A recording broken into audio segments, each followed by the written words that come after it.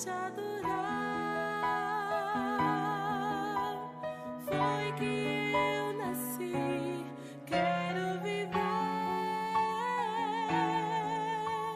para te servir. Usa minha vida como instrumento de louvor para te honrar e demonstrar o meu amor por ti.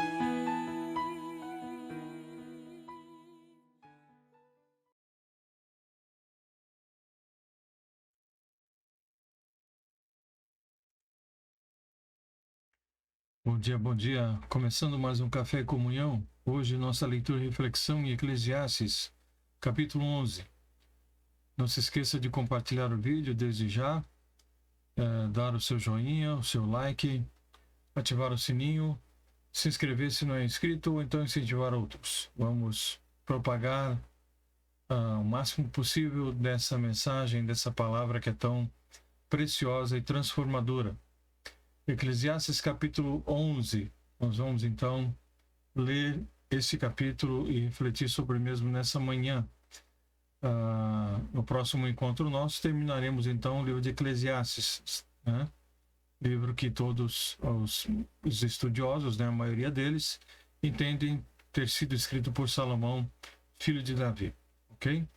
Então, Eclesiastes capítulo 11 é um capítulo onde o autor reflete sobre a importância de correr riscos, de ser generoso e também sobre a incerteza do futuro. O capítulo ele começa com o autor incentivando os leitores a correr riscos e serem ousados em suas ações. Ele sugere ainda que é melhor agir e enfrentar a incerteza do futuro do que ficar paralisado pelo medo e pela indecisão. Guarde bem isso, né? Porque muitas pessoas acabam perdendo oportunidades na sua vida e ficam paralisados por causa do medo de se aventurarem, né? Então ele sugere que é melhor agir e enfrentar a incerteza do futuro do que ficar paralisado pelo medo e pela indecisão. Ele ainda fala sobre a importância da generosidade e da doação que podemos fazer a outros. Sugere que dar aos outros traz alegria e satisfação e que, em última análise, é melhor dar do que receber. E isso é orientação da palavra de Deus, tanto no Velho como no Novo Testamento. Ele também reflete sobre a incerteza do futuro e as limitações do conhecimento humano. Ninguém sabe o que o futuro reserva e que, em última análise, diz ele, observa ele, que cabe a Deus determinar o curso dos eventos desse mundo. E por fim, então, e não menos importante, ele mostra a importância de aproveitar a vida e encontrar alegria no momento presente. Ele sugere que a vida é passageira e que é importante aproveitá-la enquanto nós podemos. Agora, esse aproveitar a vida é um aproveitamento direcionado, evidentemente, pelo Senhor, pela sua palavra. Não é qualquer tipo de aproveitamento da vida, como muitos dizem aí, né? Que só tem uma vida, nós vamos curtir e fazer o que dá na telha. E aprontar e fazer um monte de besteiras por aí. Não é isso que ele está dizendo. Evidentemente, de forma sábia, de forma ordeira, de forma disciplinada, estamos então aproveitando cada oportunidade da vida. Eclesiastes capítulo 11, então, vamos à leitura do texto, onde nós vamos então observar algumas coisas que são bem interessantes aqui e que muitos de nós já ouvimos com certeza, né? Mas que vamos de novo ler e refletir sobre cada um desses pontos, tá? Em Eclesiastes 11, o pregador, né? É dito, Eclesiastes também pode ser chamado como o livro do pregador. Ele inicia o seu discurso final. Ele completou o seu tema de que a labuta humana na Terra não tem nenhum valor duradouro. E agora ele está pronto para algumas conclusões práticas. Então lembre, Salomão está sempre falando sobre a questão da vida terrena. Ele não está entrando em questões da vida eterna, questões espirituais, mas está falando sobre todos os homens, né? Creiam eles em Deus ou não, vivam eles, né, debaixo das mãos de Deus ou não. a situação do homem em si, tá? A situação da vida aqui na Terra, ok? Então, ele fala que, apesar da ausência de valor permanente, certamente é uma recompensa ligada ao trabalho árduo e satisfação a ser encontrado nele, né? Trabalho, então, ele diz que traz satisfação, mas nós não devemos também nos esconder atrás do trabalho, né? E colocar o trabalho como algo a fazer parte da nossa vida de uma maneira tão desmedida que nós deixamos então a família e deixamos outros afazeres por causa do trabalho, tá? Então ele exorta a trabalhar duro de forma persistente, mas ele evidentemente mostra que tudo tem o seu tempo e o seu espaço, como nós já vimos no capítulo 3, ok? Muito bem. Capítulo 11, versículo 1. Lança o teu pão sobre as águas, porque depois de muitos dias o acharás. Salomão, ele apela a uma ação que, à primeira vista, não é lógica e até parece um desperdício. O propósito é que tenhamos que usar os nossos recursos. Pão aqui está falando sobre os nossos recursos, sobre a nossa vida financeira, sobre as nossas posses, sobre o nosso trabalho, porque é sobre isso que ele está falando. E ele diz que deve ser lançado sobre as águas, esses recursos, esse pão, né? E aí, evidentemente, quando nós fazemos isso, não vemos resultados imediatos. Mas a expectativa é de que virá, né? Depois de muitos dias, você vai encontrar, então, aquilo que você precisa, aquilo que você aguarda, aquilo que você espera, né? Então, nós não podemos, aliás, nós podemos vincular esse versículo ao seguinte ditado que nós ouvimos popularmente, tá? Você tem que gastar dinheiro, né, para ganhar dinheiro, tá? Então devemos primeiro investir para poder esperar pelo resultado. Já existe também um ditado popular que nós sempre ouvimos, né? Quem não arrisca, não petisca, tá? Então é necessário que haja riscos, e é sobre isso que ele fala. No resumo, falamos a respeito disso, e é sobre isso que ele começa falando aqui no versículo 1. O resultado de uma ação pode ser incerto, mas certamente não é uma aposta. Ele está falando sobre trabalho duro. Então, o capital ele pode ser usado no comércio, mas deve ser feito também de forma adequada, de forma correta. Nós devemos usar as nossas capacidades e contar com recompensas futuras.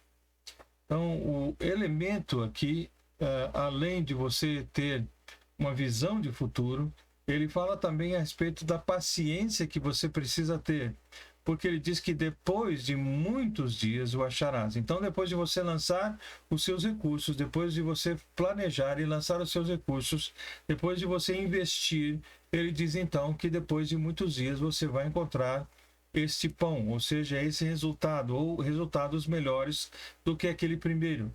Então, em todos os casos, né, o importante é nós sabermos de que Deus está presente, de que Ele, então, estará dirigindo cada um dos nossos passos. E precisamos tê-lo como nosso sócio principal, conversando com Ele, pedindo primeiramente a sua orientação em tudo que nós vamos, então, fazer, tá? Em todos os projetos que nós temos, ele precisa ser o primeiro a ser consultado. Nós cremos dessa forma, né?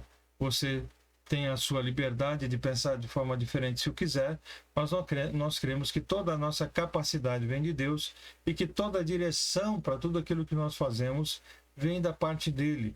E que, portanto, ele, como conhecedor de todas as coisas, como o Todo-Poderoso, como aquele que tem toda a sabedoria, ele então pode nos dirigir a projetos e a planos que realmente vão dar certo e que vão trazer resultados bons, positivos e duradouros. Então, aquele que é sábio confia no Criador e governador de todas as coisas, e aí considera então o seu futuro, que está nas mãos do Senhor. Então, Salomão ele usa a imagem do semeador, que não está ocupado com o aqui e agora, mas ele está olhando para o futuro. Então, com fé, o semeador ele semeia os grãos e espera que eles se transformem em uma colheita com o resultado final de ter pão. Ou seja, dos resultados, dos dividendos, né? Dos lucros. a partir do momento então que ele planta, que ele colhe, vai então ter os lucros desse seu trabalho. Esse agricultor, esse semeador, ele não guarda os grãos para si mesmo, tá? Ele então os coloca na terra, ele então trabalha com esses grãos. O tolo vê como tudo isso é incerto e tenta o máximo que pode para proteger e salvaguardar a sua propriedade. Ele fica ali com tudo parado, né? Lembre-se da parábola, né, dos talentos, quando Deus deu então talentos aos homens e tivemos 2, né, dentro daquela figura apresentada ali, que fizeram o seu dinheiro render, né, o seu talento render, e o outro enterrou porque não sabia o que fazer, porque não investiu, porque tinha medo, porque não queria enfrentar o futuro, tá? Então o sábio, ele vê a mesma coisa e isso leva a agir de maneira oposta. Ele olha para o futuro de forma otimista. Ele não confia na incerteza da riqueza. Ele compartilha em vez de acumular o que não pode manter de qualquer maneira, tá? Então ele vai trabalhar de uma forma a que ele seja abençoado e abençoe também outros. Então o pão que é lançado, né, é o trigo. Então, quando os campos estão molhados pela chuva, o trigo ele é semeado neles. O pão também pode representar tudo aquilo de que o homem necessita para viver. Então, o que o Senhor nos confiou, ele nos confiou principalmente para semear, para espalhar, para progredir, para melhorar, né? Para termos então os nossos recursos de toda essa plantação. Então, primeiro temos que semear, depois teremos então o que nós precisamos. Vamos colher os frutos desse nosso trabalho.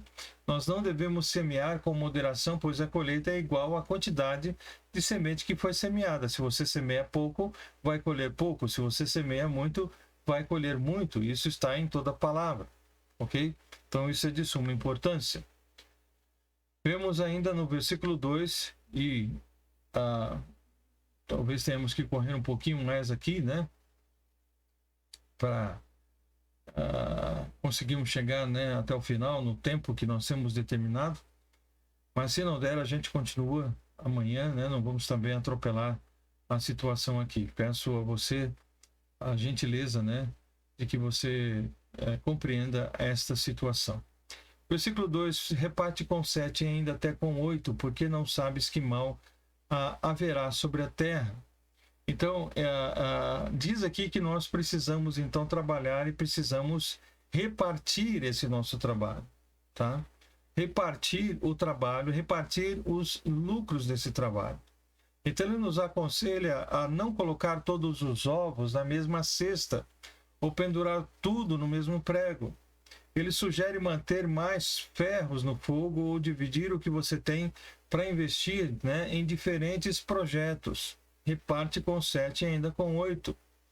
Então, espalhe os seus riscos, pois você nunca sabe, né, que infortúnio pode ocorrer sobre a terra. Então, veja que interessante, né, como a Bíblia fala sobre a questão de finanças, né? Como ele nos fala sobre como lidar com o dinheiro, como fazer investimentos.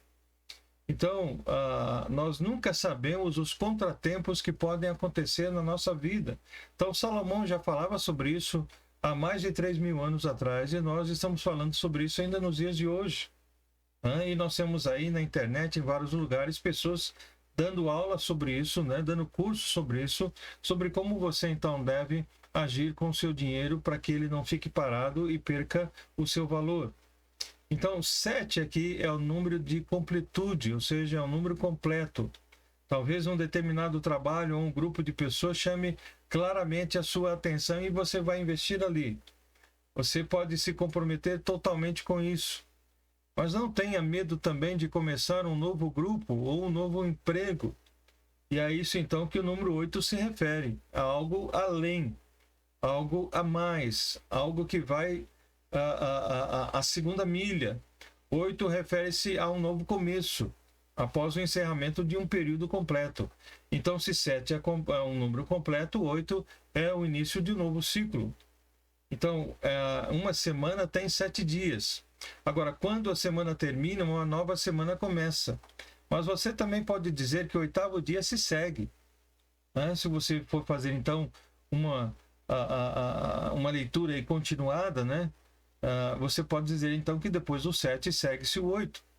Então, nesse versículo há um aspecto de entusiasmo. A divisão para 7 ou mesmo para 8 não acontece, né, com medo, mas com boa coragem, com expectativa, né, de que você vai ter uma boa colheita, porque você fez uma boa semeadura. Então, trata-se do investimento mais possível, dependendo então do que os meios vão permitir. Então, esse caso, ele é justamente importante que nós observemos aqui, sabendo de que nós não temos como saber o que acontecerá no futuro. Tá? Ele não está falando sobre nenhuma loucura, né? Está falando sobre você ficar, como muitos infelizmente acabam pensando também que dinheiro consegue-se fácil, né? Então investindo aí na questão de pirâmides, de outras coisas aí, e acabam perdendo tudo que tem. Ele está falando sobre trabalho duro, tá? Sobre isso que ele está falando, né? Sobre as possibilidades então de que você vai agir, de que você vai trabalhar para que realmente os seus recursos possam ser multiplicados, sabendo que amanhã podem surgir situações tão difíceis que você talvez não tenha condições de melhorar esse seu capital, ok? Estando as nuvens cheias, derramam a chuva sobre a terra, e caindo a árvore para o sul ou para o norte, no lugar em que a árvore cair, ali ficará. Né? Então, esse versículo 3 se conecta com as últimas palavras do versículo 2. O pregador aqui, ele afirma que, com os exemplos das leis naturais que foram dadas por Deus, nós devemos considerar que o mal virá uma vez. Pelo menos uma vez ele virá. Ele surgirá na sua vida. Né? Então, certo como as nuvens cheias de água, né, derramarão chuva sobre a terra, é certo que o julgamento de Deus também virá quando a medida da injustiça estiver completa. Tá? Então, ele fala claramente sobre diversas situações, né? Inclusive sobre essa questão de que o Senhor, ele agirá no momento certo. Nós vivemos num mundo de muitas injustiças.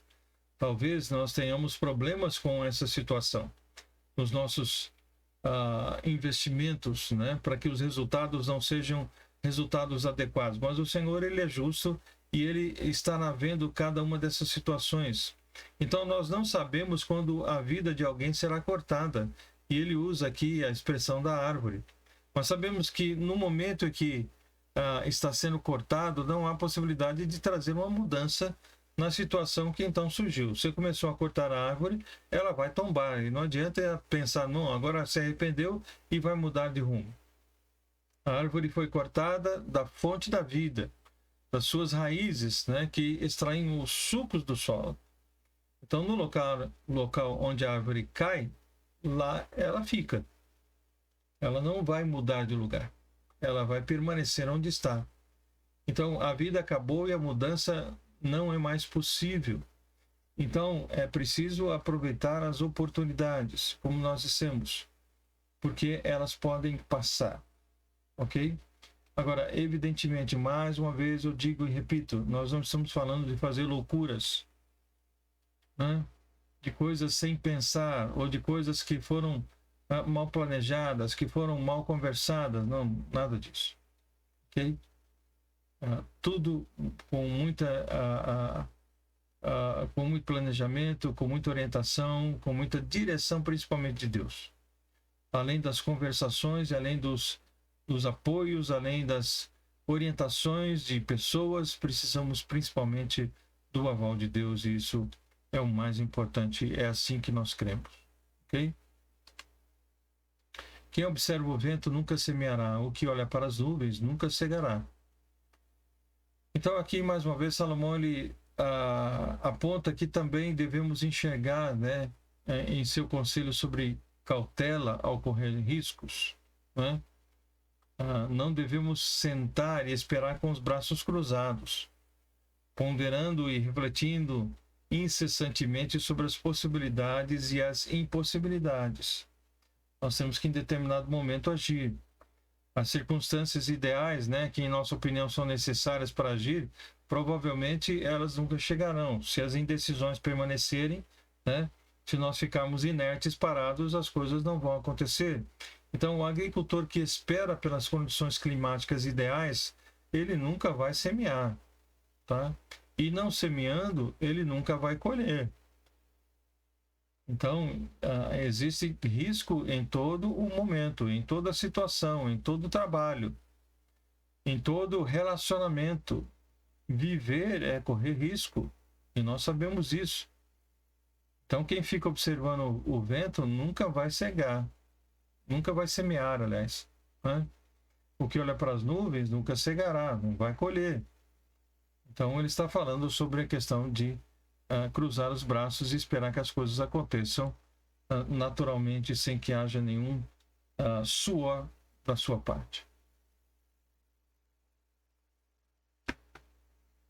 Versículo 5. Assim como tu não sabes qual o caminho do vento, nem como se formam os ossos no ventre da mulher grávida, assim também não sabes as obras de Deus que faz todas as coisas. Então aqui ele usa um exemplo muito importante e interessante, né? Ele quer nos fazer perceber que nós não podemos medir e certamente não podemos influenciar Deus na sua obra. Deus é Deus, ele faz o que quer, do jeito que quer, na hora que quer, com quem quer. Mas se trata então da atividade de Deus que faz todas as coisas. Então nós podemos apenas ver os resultados daquilo que Deus faz, né? Mas não podemos verificar como ele faz. Nós não temos entendimento suficiente para saber como ele faz as coisas. A sua palavra diz no livro de Jeremias, né, que os seus caminhos são mais altos que os nossos. Aliás, no livro de Isaías, que os seus pensamentos são mais altos que os nossos. Então, Deus tem a sua forma de agir e que nós nunca vamos entender.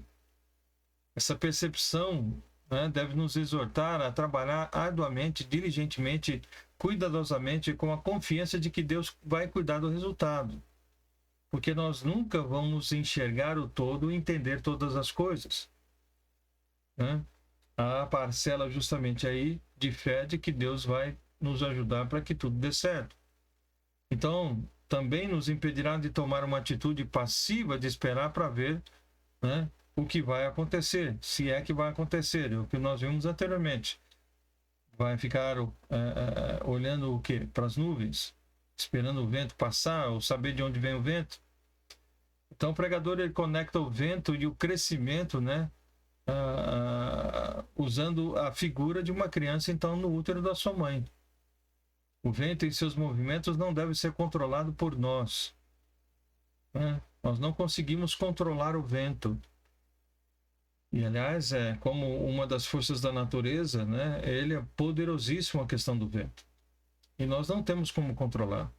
Tampouco sabemos como acontece o nascimento. Por mais que as pessoas possam dizer que sabem, por mais que nós possamos ter aí orientações, informações, né, nos meios que nós temos na internet ou qualquer outro lugar a respeito de como é a concepção de um ser humano, né?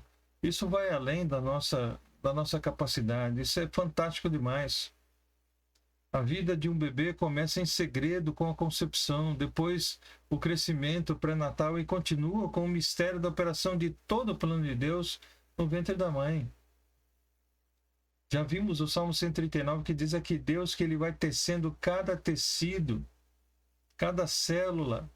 Deus é que vai trabalhando em cada uma dessas partes na vida do ser humano. Ele está ali trabalhando, não é algo apenas que acontece por acontecer, ou algo que tem que acontecer porque esse é a forma da vida continuar. Deus está ali. Não podemos entender todas as maneiras pelas quais Deus realiza, então, o seu plano na vida daquela pessoa que ainda nem nasceu.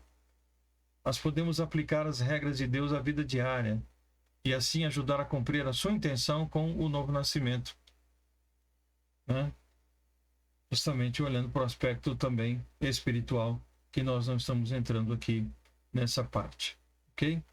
Então ele deixa bem claro essa questão da direção de Deus em todas as coisas e como nós não temos o controle de tudo, né? E por isso nós precisamos da direção do Senhor, porque Ele sim tem o controle de todas as coisas. Versículo 6. Pela manhã semeia a tua semente, e à tarde não retires da tua mão, porque não sabes qual prosperará, se esta, se aquela, ou se ambas igualmente serão boas. Então, esse versículo afirma como conclusão que devemos fazer nosso trabalho com todo cuidado, com todo esmero, com persistência, desde o início da manhã até tarde da noite, até tarde. Cumprindo então o nosso dever, cumprindo os nossos horários, cumprindo a nossa obrigação. Então, só porque estamos completamente inseguros sobre o futuro, devemos então nos empenhar em nossas tarefas com toda a energia que nós temos. E a palavra de Deus, ela está sempre falando sobre isso, né? Sobre a questão de que se somos funcionários ou colaboradores, como é dito hoje, que sejamos os melhores colaboradores. Se somos patrões, que sejamos os melhores patrões. Que possamos pôr a nossa energia naquilo que nós estamos fazendo. Só não sabemos se um funcionará ou, ao contrário, o outro vai funcionar, né? Nós não sabemos, dentro desse trabalho, dentro desse nosso esforço, qual que realmente vai sobressair, mas o importante é que nós venhamos então a fazer o melhor. E se nós temos aqui, como foi dito, né, mais do que uma orientação, mais do que um investimento, se nós estamos então repartindo os nossos investimentos, ele diz aqui então, pode ser que um dê certo, o outro não, pode ser que os dois deem certo. Então podemos deixar, né, podemos trabalhar e deixar os resultados então com Deus. Sempre lembrando que nós estamos fazendo aquilo que é correto, aquilo que é reto, aquilo que é honesto. Nós não estamos falando sobre qualquer tipo de atitude que seja incerto, que não seja honesto, e depois colocando o nome de Deus aí no meio disso, né, achando que ele vai abençoar alguma coisa que não seja correta. Ok? Então, parece óbvio falar sobre isso, mas é importante porque a gente vê tanta gente sem noção por aí, né, que é importante a gente frisar. Tem gente que faz tanta bobagem por aí e depois coloca Deus no meio disso, né? Então, não podemos aceitar isso em hipótese alguma, tá? Também podemos aplicar pela manhã e à noite, né, aos nossos anos de vida. Então, a manhã da vida refere-se ao período da nossa juventude, né, e à tarde refere-se ao tempo em que nós vamos envelhecer. E ele vai falar muito sobre essa questão no capítulo 12, sobre a questão do envelhecimento. Então, esse trabalho deve continuar independente da nossa idade, né? Não há aposentadoria para o servo de Deus, tá? Quando nós tratamos, então, da questão da obra de Deus, não há aposentadoria. No trabalho secular podemos nos aposentar, né? Mas estava até vendo agora há pouco, muitas pessoas, ou a grande maioria dos aposentados no nosso país, continuam depois trabalhando porque, primeiro, não conseguem viver só com aposentadoria. Segundo, trabalharam tanto tempo que não conseguem ficar parados, né? Precisam de ter algo para poder se mexer e se envolver com pessoas, relacionamentos, e então manter a vida nessa engrenagem, né, tão dinâmica e tão importante que é a nossa vida, tá? Então, o nosso trabalho provavelmente pode mudar com o passar dos anos, né? Mas nós não devemos ficar ociosos em hipótese alguma, né?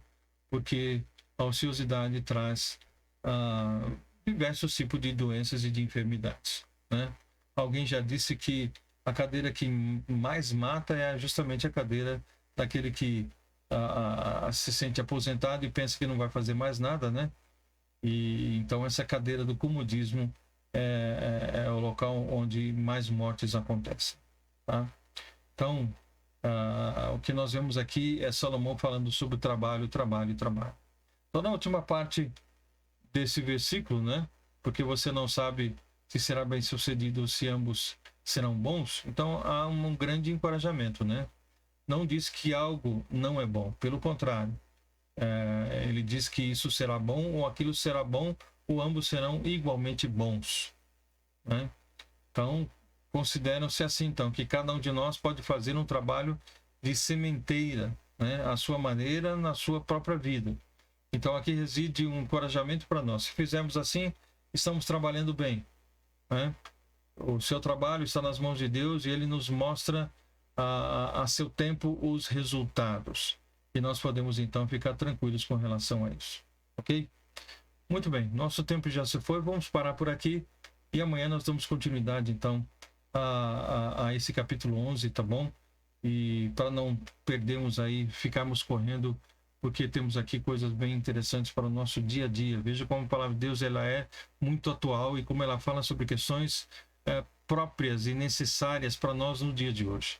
Então que Deus possa te abençoar, que possa essa palavra ter te encorajado de alguma forma, que você então possa colocar seus planos, seus projetos diante do Senhor, sabendo de que eles podem ter resultados maravilhosos se você confiar em Deus e tiver a sua parcela de coragem para poder agir, tá bom?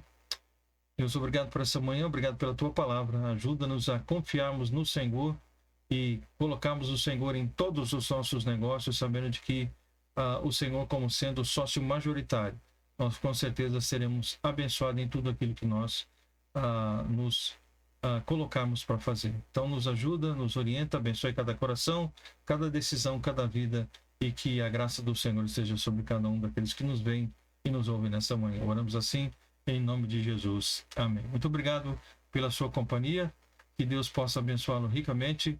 Amanhã damos continuidade, então, ao capítulo 11, dos versículos 7 em diante, tá bom?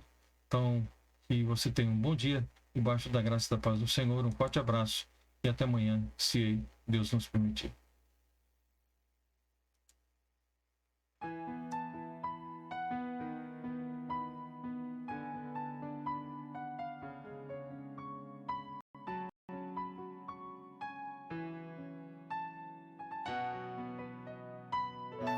Pra te adorar.